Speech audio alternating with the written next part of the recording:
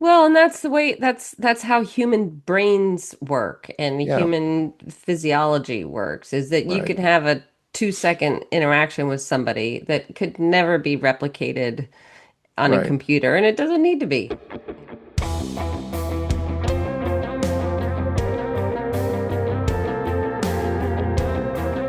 Welcome to Disrupted Science, the occasional conversation between the authors of the upcoming book, How the Internet Disrupted Science, now available for pre-order. I'm Kent Anderson here with my co-author Joy Moore, and today is Wednesday, February 4th, 2026. Hey, Joy. Hey, Kent, how's it going? It's cold. I'm so Uh, tired of it being cold. oh, is it Diet Coke exploding cold I know we found out that's that a we both meteorological phenomenon we've both experienced. we both have that in common? It's My crazy. my wife was wondering why I was pulling the Diet Cokes in from the garage where we stored the, Hmm. the warehouse of them, Yeah. and where we warehouse them.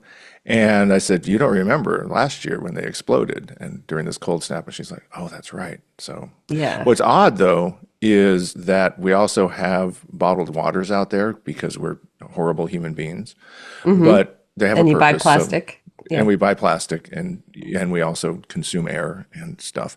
So we're just horrible. But anyhow, we have those. Those don't freeze.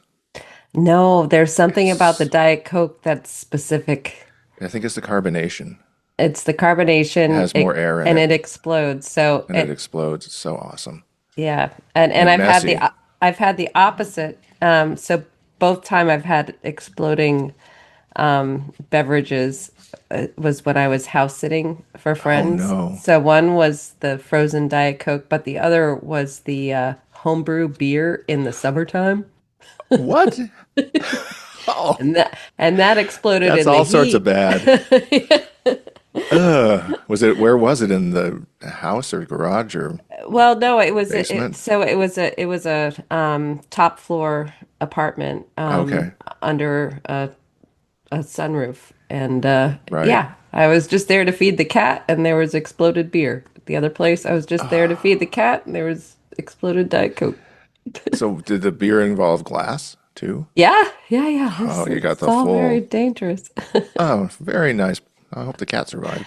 Anyway, no, the cat was fine. Cat was But drunk when maybe, you got there. but yeah, but maybe nobody should invite me to house sit for them. That's right. There's a correlation and causation are possible here. Anyway, but yeah, it's warming up down here. It's gonna get up to 50, and all the kids Oh, are going stop back it. to school, and Stop it. you know, Stop it. Stop it. things I like don't want to hear that. about it. Yeah. Yeah, we've still got 20 some inches of snow on the ground and ice all over the place, but that's okay because, that's reality and we're going to talk about that today. But Yeah. we were talking earlier today about all sorts of crazy stuff. So do you want to dive right in or do you want to talk about any craziness before we get to the main event?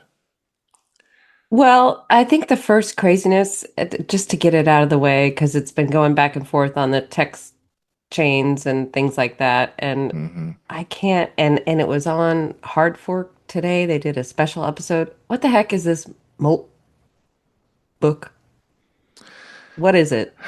I know. So it's like archive on social media. Uh-huh. And so, again, it's all these recycled tech ideas. Like tech just has run out of ideas. So now they're hybridizing them, right? So it's like, okay, we have AI, we have social media.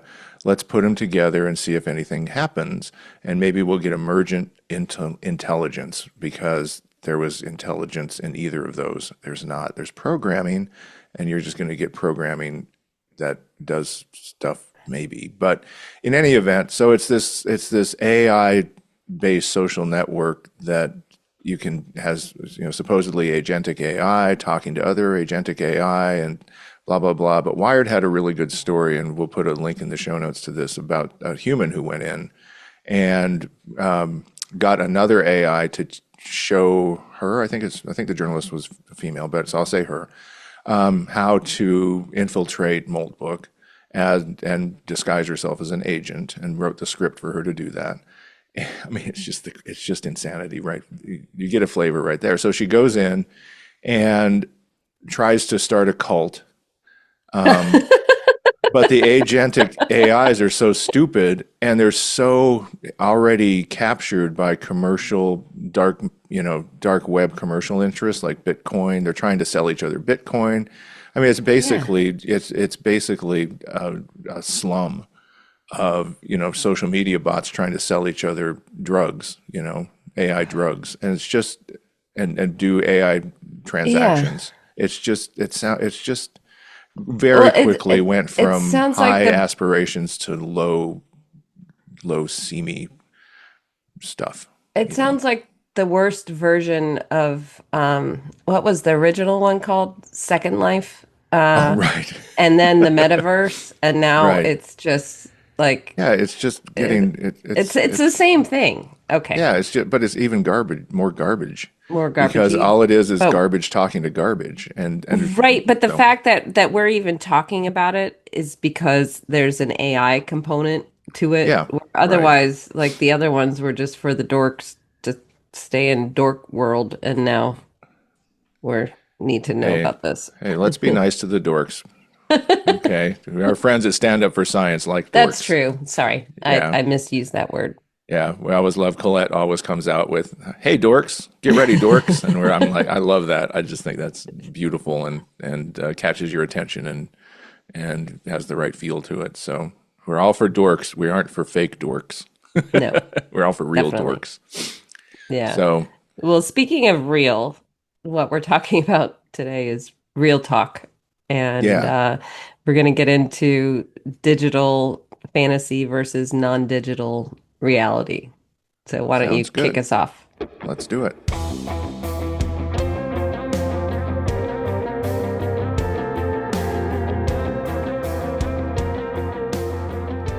So earlier this week, Ben Collins, the owner of The Onion, was interviewed on Kara Swisher's On podcast. And it was a great episode. Really good. Yeah. Those two really are hit it off and for a lot of good reasons. But the interview raised some questions that you and I batted around pretty immediately about the digital information age, how we in scientific publishing have handled it so far, and kind of this collision of artificial world that everybody looking at screens gets immersed in so much and actual reality. So, a little Hmm. bit of background on Collins. He's from Massachusetts. His mother's a librarian, and he initially pursued a sports journalism career. In 2024, he became the CEO of a company called Global Tetrahedron, which purchased The Onion. He wanted to Hmm. rescue it from being purchased by Elon Musk, Epstein files, and becoming an AI slop farm. And so, it's been a great thing. So one thing that he's talked about and is kind of how careful they are in their work at the Onion. Like Yeah. they take a beat and all of that. But also he's also attempting to buy InfoWars from Alex Jones, mainly to make sure the victims of the various misinformation campaigns and depredations of Alex Jones get awarded money from all the court cases that have gone against him. But the main thing was that the interview touched on core differences in the media space that I had kind of been pondering beforehand. Why the fake media space is currently thriving, but seems to be starting to crack under the strain, while a separate reality-based media space seems to be growing stronger and more interesting and relevant by the day. What does this mean? What does it mean for platforms of both kind of the abstract variety, like in media institutions, which are crumbling, versus platforms like technology platforms? What does it mean for scientific publishing? Where does it fit in now? And are we indulging unscientific fantasies of our own? And why is it so much more fun to do what you and I do, to be in the reality based world, than to be playing footsie with AI and Hmm. Moltbook? So that was kind of the genesis of this, and it's just going to be kind of a discussion today. You and I trying to Hmm. piece this together and figure it out. So, what do you think of all that? And you listened to the episode a couple of times. It's really good. I'm going to listen to it again too. Oh yeah. Yeah, no, it's really good. And he's a breath of fresh air. He's playing offense and defense in a way that's that's pretty impressive. And by having a background in journalism, he spoke to a lot of the things that he recognizes with his journalist, former colleagues is you're either trying to keep your job or trying or going out on your own. But it's hard to kind of play in between.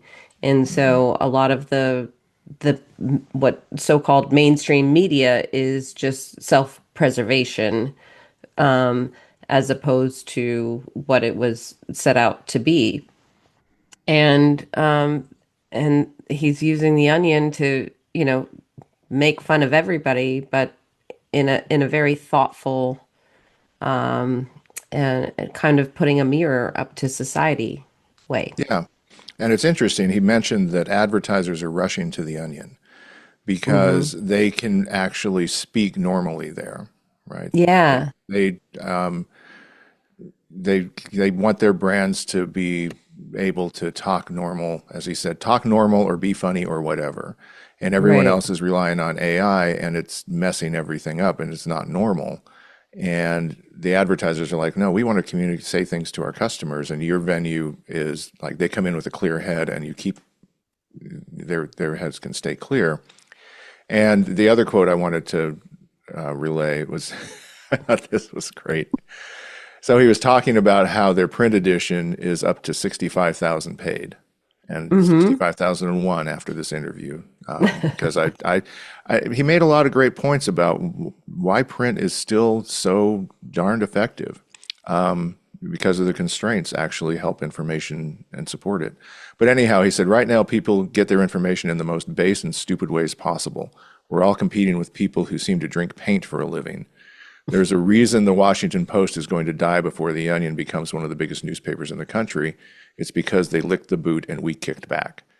And I think that's like he actually said that the Onion's paid subscription base is on track to eclipse the Washington Post's Yeah, this that's year. So, amazing. and it Yeah. is amazing, but it shows that, like, again, if you're just in there's kind of this meta bubble of digital imagination, right? Everybody thinks Hmm. everything's happening online.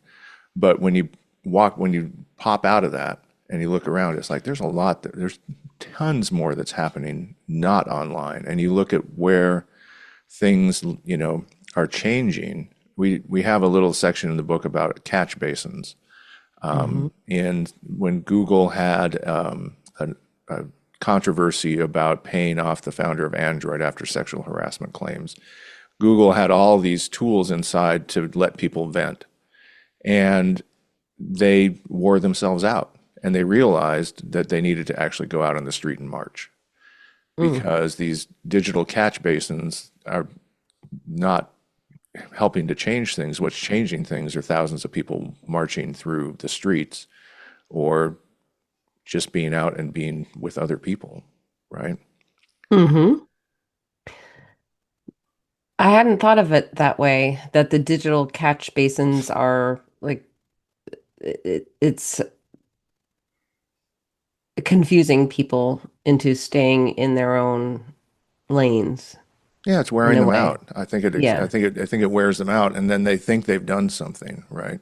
Hmm. Oh, I just mic dropped on, on Trump or Stephen Miller or whoever, Yeah, but that's just or a I just click and liked then 20 things, and man, yeah. look at my power. But if you actually go out and you know walk with other people and make common cause with them, that's a very different sort of Hmm. power. And being in this media bubble is, we're almost in a media bubble all the time. So anyhow, it's just a very interesting Yeah. type of thing. And one So of the other aspect I really appreciated about him talking about the print edition is that is the context within which their writing is meant to be read, mhm. is is on a page in, conjunction with something else that's on a page, and you pick it up and you read it and you get it because it's in context. It's been specifically written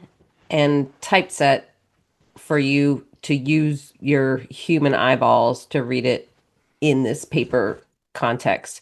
Right. And that reminds me a lot of, the community-based print journals Hmm. that there's a reason why the table of contents is in the order that it is in. There's a reason why that ad is next to that article or not next Or to a not. Right. different article. Yeah.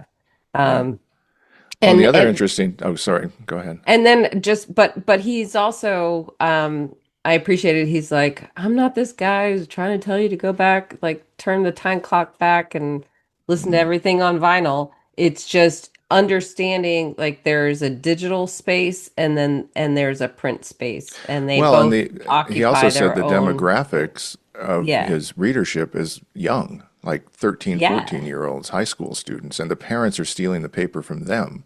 Mm-hmm. So, this is not one of those things where you're going to stereotype the Onion into being in print because it's going to oldsters. It's in print because young people are treating it like their Mad magazine or their Cracked magazine or something like that. It's their, it's their source of fun and subversion and humor and reality. It's a reality check because that's again how he talked about their editorial approach. You know, is the writers are some of the best. They work in a community together, right? Mm-hmm. Bouncing ideas off each other. And they take a beat until they find the line, the headline, or the takeaway that is just going to be hilarious and spot on, right? So they work at Yeah. really refining it. So that's part of the magic. Mm-hmm. And I think that for us, that runs very counter to where scientific publishing is these days, which is let's just get more out there, More not and take a lot more. of time with anything, not really cone it down, and not be very like, you know, less would be a terrible thing. But what the Onion is showing is that less is more, Mm-hmm. And and it's profitable. it's profitable because everything that's profitable is based on expenses scale, right? Yep. So, and I think the AI companies are going to find out pretty soon that you can't run expenses forever at that But level, I you know. don't. But everything is finite, everything's measurable. Pluses and Hmm. minuses have to wash out at some point and come out in the positive way. So they're not huge, but they're big enough to be Hmm. profitable and they're good enough to be growing. And that's all you really need as a business, right? Yeah. And that's a the do less notion is something that is getting some traction, especially in the last couple weeks. Hmm.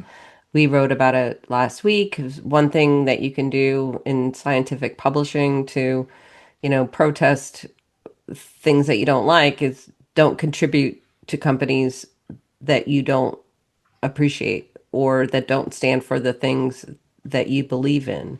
Right. And that's something that, we picked up from Scott Galloway. He's already turned within 1 week, he's turned it into a whole, you know, PR campaign. Yeah. Him and his new facelift and his new PR campaign, they're doing really He's well, got a good team. which is good. Yeah, which is really great. But it's the idea that you can contribute to good by not participating in things that you don't want to support. Well, and this is one of the things I've always contended about the subscription model, why it can be superior, and is it actually gives customers leverage. Yeah. And you notice that what happened when Jimmy Kimmel got canceled was that everybody canceled their Hulus in protest, or enough people did, Hmm. that Disney said, "Oh, crud, the customers are revolting." Not in the sense that you would think, but they Hmm. have revolted, and we need to bring him back in order to keep our business afloat. So the customers have leverage, and I think that that's why the Onion uses it in the right way. But and what Scott Galloway has picked up on is that yeah, you can have leverage over these companies. They will take notice of even a 5% loss in subscribers will hurt them and make them worry. and Hmm. wake them up. And again, that gets back from, you know, trashing them on social media or whatever to actually taking a financial step and saying, I'm going to cancel my Apple TV because Tim Cook is, being a sycophant. So, Hmm. but, but yeah, Have so you have you canceled anything in I protest? did cancel Apple TV, and I think that's it. And I think Paramount Plus I did a while ago. But yeah, Yeah. you. Yeah, I'm canceling things left and right. Yeah, and I'm just using some things a lot less. Like I'm going local more and things like that because again, it's if you don't, if you don't put it, you know, if you don't walk the walk, then you're just talking the talk, and that's we've got too much of that in the digital space. So, but for scientific publishers, I think, the intrusion of like this fantasy, there's a lot of fantasy in scientific publishing Hmm. platforming right now, right? And the most pervasive and insidious one is the AI fantasy that Adam Becker outlined, which is, we're going to somehow get to the singularity if all this information is processed properly by artificial intelligence tools that are going to take us into the future in a way. And there was just a post about, or an article about, how everybody's a polymath now, thanks to AI. And Yeah. What it's does that so mean? unearned. It's just so unearned. I, You sent me that article and I skimmed it, but what are they talking about? well, now you don't have to learn how to be a sculptor. It's the Matrix idea, right? You can just plug into the Matrix and Oh, download what it means to be Michelangelo. And then all of a sudden your hands will have the and arms will have the strength, and you'll have the stamina, and you'll have the vision. Your eyes will work. Yeah, it's like, it's so ridiculous. so do Nobody you really think understands. I think these people don't understand how to do anything. is They that only, why do you oh, think that's it's why all bad. these physicists, computer programmers think that they can solve cancer?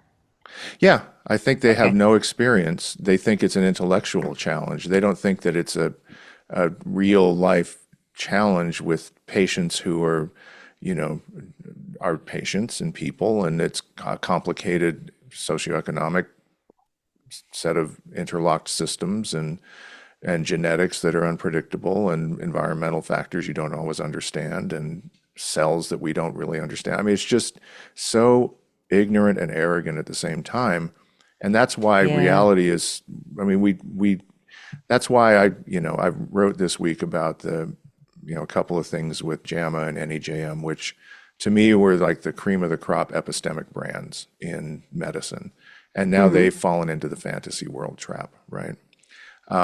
And it's sad because none of that is necessary or helpful, but it just shows how they've diverged from, their they're playing it wrong in my view. They should be the counterweight to these things. So because every time you look at some sort of imaginary claim about, oh, cancer is going to be solved in 10 years through AI, well, go out to a real medical journal and try to read one of those articles, and even the experts are kind of like, no, it's not, no, it's not.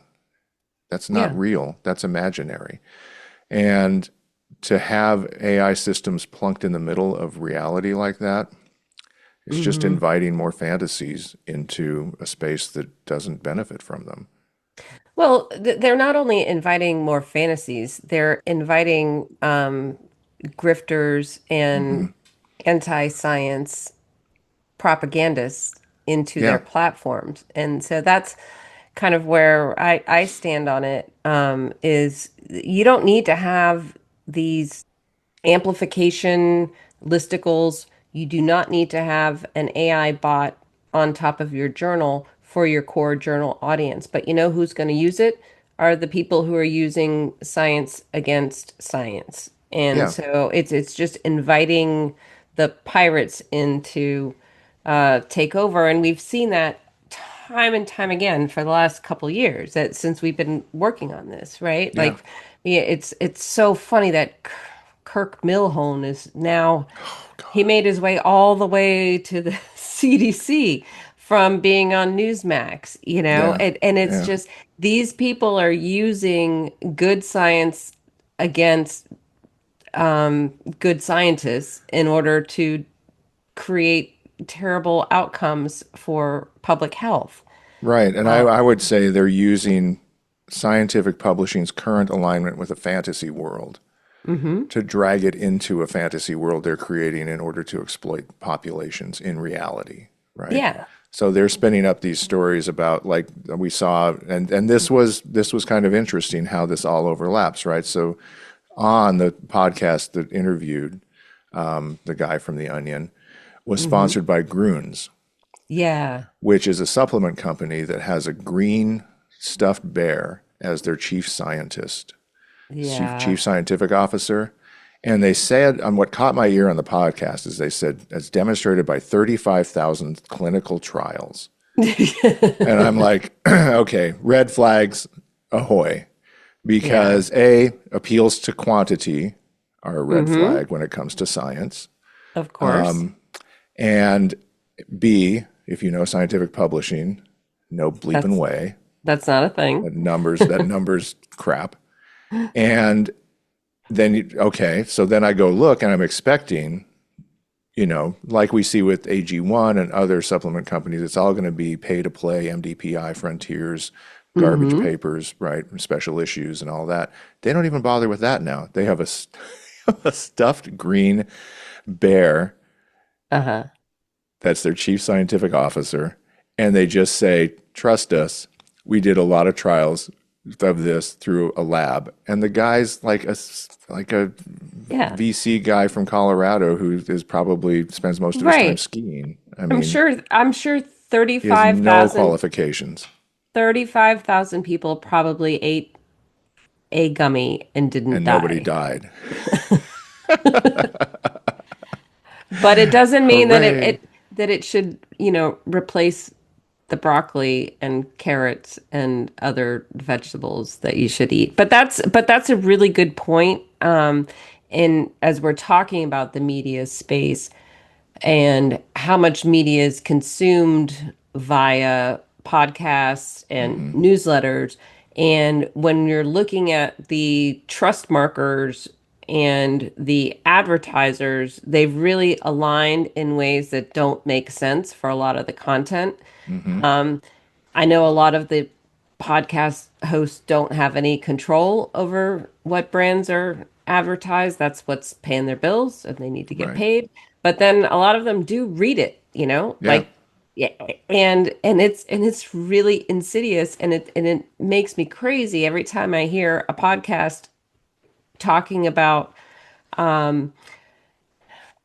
being upset with what's going on in the government, being upset with RFK Jr. spreading measles, and then in the next breath, they're reading an article or an ad Hmm. for a supplement that is probably backed by Peter Attia and Right. Mark Hyman, Right. and Right. it's like it's Yeah. like it's all munched together in like the most maddening way. Well, this gets to one of the more interesting things that it would be interesting to, maybe I'll put a survey up on the Geyser about this because one of the things that Olivia and Iris talked about was big tech funding is not viewed as a conflict of interest, right? Right? And I think that that's an important thing to tease out now because big tech's the biggest business in the world right now.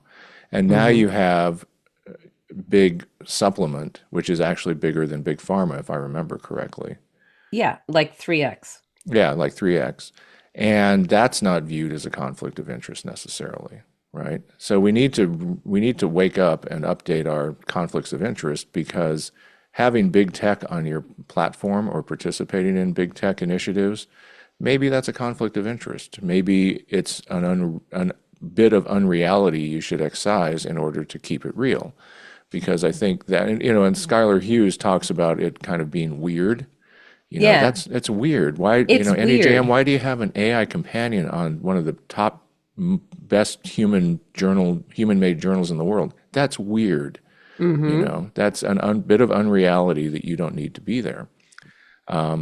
And, Well, the I whole, think, yeah, how the things are measured and chasing convenience over quality, all that kind of stuff. So, But I think I like the way you spelled that out because big tech funding and big supplement funding are inextricably linked with big journal publishing. Hmm. And we can see that if you just look. And the disclosures are not there. The information is open. It's Hmm. all dumped into PubMed, and then you get a PubMed ID, and Hmm. therefore you are now, official. You're getting a DOI through Crossref, and but this is taken over, and like we talked about before. The BMJ did that really nice chart of all the tobacco companies and around the world and how to, track who's funding for papers that's based on big tobacco. Hmm.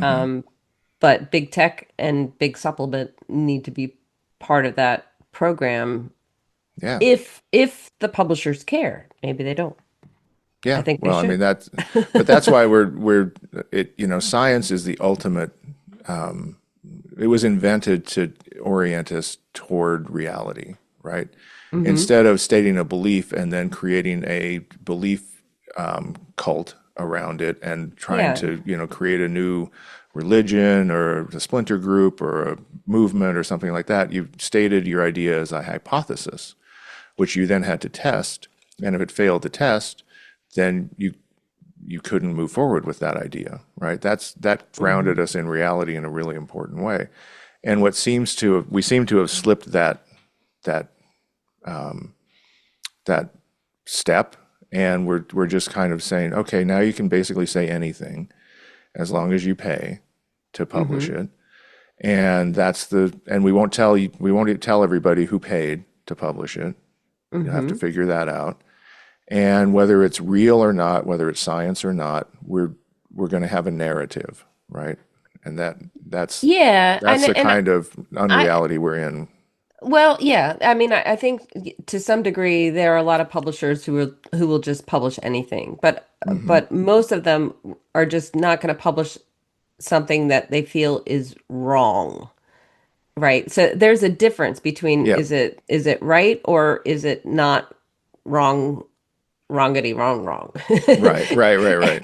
Yeah. No, And I hear and you. so what's the problem? If it's a pass through, somebody else might get something from it or not. Um Yeah. and so, But again, if it's open, if it's sprayed out through the automated box of confusion, if it's not mhm, monitored, if it's not kept within a community that can evaluate it, that has the skills to do that, then it's not reality based. Then you're starting to get into an unreality zone because yeah. you don't know who's interpreting it or who's misusing it or Well, who actually what the motivation actually was. It may look to your editors like, okay, here's a bit of, you know, mediocre science that may or may not matter. But meanwhile, behind the scenes, somebody with a check for $7,000 is going, "Oh, if they publish this, then I know exactly what I'm going to do next." And I've got my YouTube interview hmm set up with the crazy Yep. guy, and I've got I've my got my Substack newsletter ready to go, and I've, blah blah blah, and I'm going to start selling this, new hyperbaric, you know, oleandrin bomb, whatever. that's exactly right. So I think that's a good way to put it is You the can't be that naive, I guess, science, is what I'm but saying. writ large, Hmm. globally, as part of the ecosystem, scientific publishing is in an unreality zone. And Right now. there are a lot of good people who are doing good work trying to keep it on track, but the business models and the outside influences are too much Yep. All the to incentives to are counteract it. wrong. And you and I, they can't fire us because we don't work for them, so we get to talk real. Yeah, and I think that was one of the main messages from the from Ben Collins was that, it's a lot more fun in the reality zone. A, because your bullshit detector hmm remains completely functional, Yeah. right? You don't have it. It's not on the fritz half the day. Right. Like we have friends who still work in, various places, and you can tell that their distressed because their detector goes off, but they can't say anything because the fire department is in on it, you know. Totally. Yeah. No, I totally get it. It's, So people we're need we're to, happy. We're happy that we yeah. can we can we can talk smack, but I think the But bigger but we're issue. not talking smack. We're No, we're talking not. real. Yeah, Yeah. we're keeping it real. But I think that somebody said, I think it was Paris Marx today, had a thought where we're taking apart the institutions that used to do that. Not the And that's a people. problem because it's divided, united we stand, divided we fall. But if you don't have enough people who are collaborating and are protected and can work together, you've got a problem. I just saw an interview with Ted Danson where he talked about how all the writers on Cheers and Mork and Mindy and all these, Family Ties and all this would like work together on the Paramount lot during the Mm-hmm. peak sitcom days, and they would solve each other's joke dead ends, right? Somebody's like, Mm. "Oh, we got this setup. I don't know what to do with it." And they're like, "Oh, let's go. We'll brainstorm it out." It's very onion-like, right? You get humans together and they figure stuff out. It's very reality-based. You got to solve a joke problem, all that. But it takes an institution to let those people get together and aggregate and collaborate and figure things out together. And you and I are in communication a lot. We have communications with other people, but if you don't have an institution like the Washington Post or like the New York Times or like a local paper where citizens can come in and talk to you and your reporters can talk to each other and compare notes and you can divvy up work assignments and who's going to cover the town meeting and who's going to cover the police department, and oh, I heard this. You don't have the gossip connections, right? Mm-hmm. Which Yeah, is the so gossip is important the to key word. reality. Yeah. Yeah. And I mean, that's Yuval Noah Harari's observation about human superpowers, gossip, and we can't gossip in a very high bandwidth way when we're stuck in these little, you know, uh, digital pockets and tucked away from each other. Because, like I was mentioning to you, I was having a conversation with a student, and we had like probably something that we'll both remember in 30 seconds.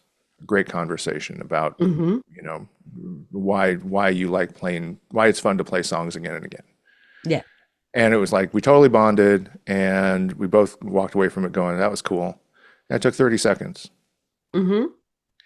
That's how humans should work, right? We should have a lot more exchanges, a lot more influence on each other in a positive way, but we're all separated in this digital imaginary zone. So, Well, and that's the way that's how human brains work and yeah, human physiology works, is that you right. could have a 2-second interaction with somebody that could never be replicated on a Right. computer, and it doesn't need to be, like Yeah. Well, I mean, they've done all these. I remember all these studies of like even just the smallest little twitch in an eye, or a yeah. slight turn of a head, or a little flare of the nostrils, or a little dilation of a pupil. You may not notice it at a conscious level, but if you're with somebody and you notice it, you're like, what was that? That Yeah. was weird, or That's that well, was it. that's That was it. It's like, oh, she likes me. Oh, that's interesting, or whatever it is, right? But you get this a it's whole different set of information signals, right? that goes into your brain. Right. Yeah. Yeah. So we're all for reality, and we're glad we're able to be in it all the time. But the other thing I think is so odd, like kind of circling back to the earlier thing about Moltbook, is there's so much recycling in this fantasy world now, this tech fantasy world, right? Yeah. So it's like you said, oh, that's like, what was it, Second Life? Second Life, and then the It's like, metaverse, and and the then metaverse was like now it's like Second the Life with the 64-bit robots. characters or whatever, and now it's, whatever. But they're also like resurrecting old grievances too. I mean, this whole RFK Maha thing with the food pyramid. It's like, get over your childhood. Nobody paid attention to that over the last No, quarter well, and the century. fact that they're like now it's like, yeah, it's the food pyramid and pull-ups. Like, I don't need any of that. I outgrew it a long time ago. I That's don't right. They're need still to in junior like high. I do have a pull-up bar and I'm still not good at it, but I don't need RFK Jr. to tell me to practice. Come on. Right. Well, they're still trying to exercise some personal demons they have. And again, it gets back to Skylar's notice about they're weird. It's just That's just so weird. weird. And Yeah. but with the tech influence, they're like able to cobble these things together into weird like demon spawn of their own personal grievances. It's like that thing where, every accusation is a confession. Every tech Yeah. build is an exorcism Apology. to themselves. I'll forgive myself if I can get a new food pyramid. I was, but and it's just I mean it's just so weird. It's just so weird. So I'm glad we're able to call it out for what it is. I mean, the fear mongering, the companies, information companies trying to do politics instead of just trying to do business. That's the other Hmm. nice thing about the Onion. They're like, yeah, we'll poke fun at everybody when they Yeah. need it because that's our Yeah. business. But we want to do it so we get more subscribers. Right, because That's our people want to business. read it. Yeah. Yeah, and not because we're trying to influence us, the stock market. And that's the other interesting thing, right? In Hmm. reality versus fantasy, is a lot of the big publishing companies have been pursuing AI and all these tech fantasies, and their stocks are cratering Yeah. That because I'm glad that you they don't brought that belong in that up. world. Yeah. And I'm not smart enough to understand that kind of, finance outlooks, but it doesn't look good. No, number go down. All I can say is like number going down is Yeah. not good. And doubling down on how much we're investing in AI at the same time that there's a bunch of junk getting pumped out and taken together, it doesn't look good. It's not No, too no, late. It's not too late, guys. Just turn no. it off. Yeah. Just take the AI sticker off your product, Yep. unplug a couple things, Get back in touch with your customers and your get back in touch. communities. Yeah, ask Yeah, people to because, log in. Stop giving away stuff for free for no well, reason. I think that what has happened is they've been thinking that if they play along with these tech bullies, Hmm. that they'll stop stealing their lunch money. They're good. They're gonna beat them over the head harder. Yeah, that's right. Yeah, You keep bringing lunch yeah, money, they're going to keep taking it. They're extractive yeah, businesses. They're yeah. extracting everything you've done. And that's all they do. And they extract it into a layer that you can't access because they like black boxes. So you're sitting ducks if you don't get back to reality. Hmm. And reality is science.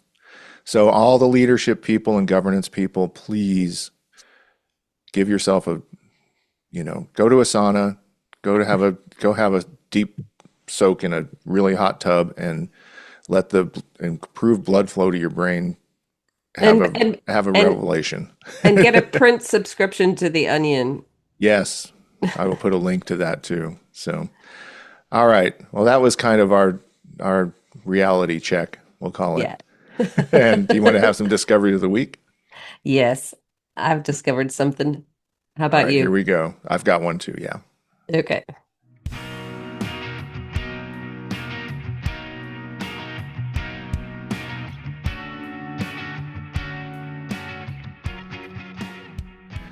All right, discoveries of the week, Joy. Looks like you're up. All right. So I had a couple of discoveries, and I wasn't sure which one to focus on, but I thought I would go for something that was tangible. So, Hmm, how do you feel about the color orange? I like it. It's Do you Dutch. like it? It's It's that okay. So you have an That's an association. association. I have Dutch and citrus. Those are my associations. Yeah, and citrus is It's pleasing. refreshing and pleasing. Yeah, Yeah. it's a pleasant color. Yeah. Some And people think it, emergencies. Yeah, yeah, traffic cones. that's true. Yeah. Okay. Anyhow, that's it. So I bring it up because the stuff you should know, guys. Mm, Their podcast this morning was a short one about the psychology of colors mm, and the associations we have with colors based on cultural norms as well as like personal preferences. So some Mm-hmm. people think that orange is disgusting. Other people think that red is scary, and Mm-hmm. that, in Japan they think blue and green are calming. Mm-hmm. And whether or not you should wear black or white or purple to a funeral depends on your cultural background. So Mm-hmm. that was a nice little, you know, So, timeout. yeah, question on that because I had an interesting discussion with a student at the School of Rock yesterday about this, about colors. Did they talk about synesthesia?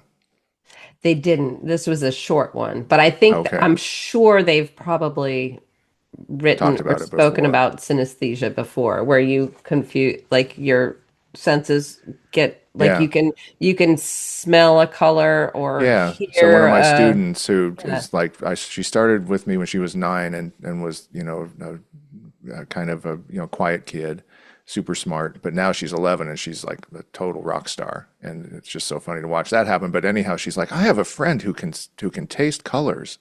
Yeah. And I said, "Oh, what's that like?" And she's like, "Well, I asked her what blue tastes like, and she said, like the ocean smells." Ooh. And I'm like, that would be such a weird experience, such an interest. I don't know that I wouldn't like it. I think I might like So, it. like, unpack that for a second. What does the color blue taste like Right, is how the ocean smells. So that's all the senses right. together. Yeah, Yeah, yeah. that's Wouldn't that be crazy. amazing? I don't know if Yeah. I could take it. I don't know if I'd like it or not like it or adjust to it. It's just I'm gonna have to do a rabbit hole on that one. And I'll probably find out that orange has, I wonder what, yeah. Because I had a friend in college who had that too. It was crazy. Mhm. And it was, I think it was difficult for him to maintain sometimes when there was like in like a club or something where there's a lot of colors changing. Yeah. It's like he wanted to be like in like monochromatic. Let me get, I want to have my olfactory, It's like you being a know, super taster, fatigue set in. right? Yeah. Right. Like, but with all of your senses. Right. It's Yeah. it's yeah. Hmm. My gosh. Well, that took us down a start Well, of a I'm rabbit hole. well, I'm glad you like orange and we got into that. What did you discover this week? Now I've got a new association with orange synesthesia. So I found a really good book. It's Uh-huh. right here. It's called The Ransomware Hunting Team.